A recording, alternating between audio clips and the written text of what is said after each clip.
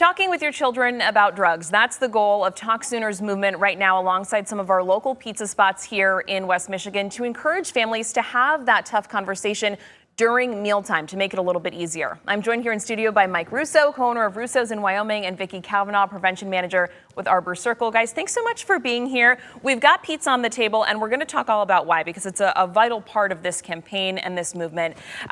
In case folks are not familiar, Vicki, I'll start with you talking a little bit about Talk Sooner and Arbor Circle, these organizations available to families here in our area. Talk Sooner is an initiative run by 7 counties in our region that really promotes empowering parents with skills, with knowledge, so they can have difficult conversations with their children at any age. Our motto is talk early, talk often, talk sooner.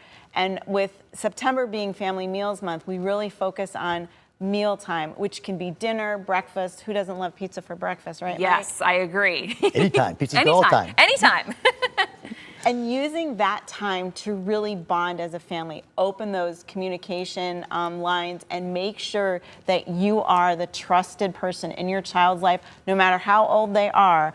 I mean, young adults too, that if they have something they need to talk about, they can come to talk to you. Yeah, absolutely. And Mike, where you're sort of pulled in here is you're one of those local restaurants here in our area. It smells incredible here in the studio. Thank you. But as Vicki was talking about, you guys are passing out flyers at your shop and others also in West Michigan, and also pizza cutters that are really just promoting this movement, talking about it. You've got one of them here.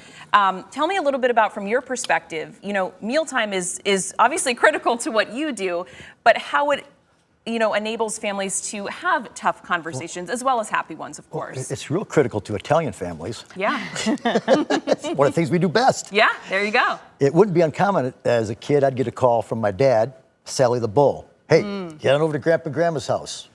We got to meet little Joe the Shoehorn, Johnny Ferrari, and Butchie Boy, and have a conversation. There you go. So I couldn't get there fast enough. Yeah. My grandmother cooked up food like unbelievable. I'd be going faster than the Enterprise. I'd be passing Spock and Kirk, and they'd be telling Scotty, give me more power, Scotty. So I'd show up, and sure enough, she'd start dealing out the plates of food, just like their scuba cards, the old Sicilian card playing game. And we'd have our conversation, get everything all taken care of. Allora tutto a posto, kiss, kiss, and off we go back to work. Yeah, there you go. So I mean, it's such a critical moment of the day, and no matter what meal it is, but sitting around talking face to face, especially in a world right now that, cell phones, iPads, computers, everything, having that time, tech free to just talk about anything is so important. It's young with hard kids too. All they do is get on that phone. They love it. Yeah. But I guess it's the new way. Yeah, but still good to have, that traditional conversation. And Vicki, you guys with Talk Sooner and with Arbor Circle, you have some great resources online for no matter how old your kids are, whether we're talking about toddlers, elementary schoolers, or of course high schoolers, where this topic may be a bit more prevalent. Tips about how to take the conversation from, what'd you do today, to, hey, is anything else going on? It's very important to think about your child and their development age, right? And we want to be appropriate. So when we're talking about littles, when we're talking about toddlers, just what's making you feel good? Noticing, oh, we're running, we're feeling good, or we like the way that banana tastes, focusing on those things. As your kids get older, really using their questions as a way to introduce things. Vaping, still a huge topic of discussion. Well, we can start talking about vaping, like, why is it bad? Let's look that up on the internet. Those are points of connection. And so you want to open those connection points. You want to always be there. So when there are questions, you can maybe explore together and talk it through. That way, too, you set up those lines of communication. So when they get older, when you have to put down those parameters, it's like, no, we don't do this in our house. In our house, we believe that you don't drink until 21. That's the law. This is why. We have a developing brain. So we're talking through those things. So there's reasons, and also always setting that safety. If you need anything, I'm here. If you need a ride at 3 in the morning, yes, there's consequences because you're out 3 in the morning, but we're going to get you home and get you safe and then deal with those things. So really we want to tailor that. And that can really, those strong communication bonds, that strong family, again, that really cuts down those risky behaviors. And time again, research has shown that.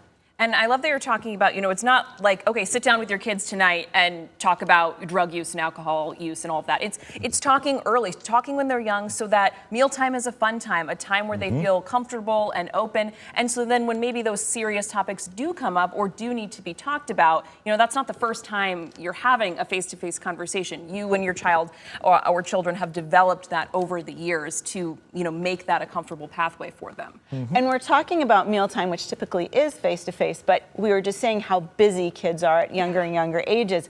If you're handing the granola bar or the piece of pizza over the car while you're getting ready to drive to the next soccer practice, that's still a connection. You can do that, look up in the mirror, and they might be looking, they might just be eating. That's a way to set that up. So maybe later, we were talking about that in the car. Now, can we sit and talk and what's really going on?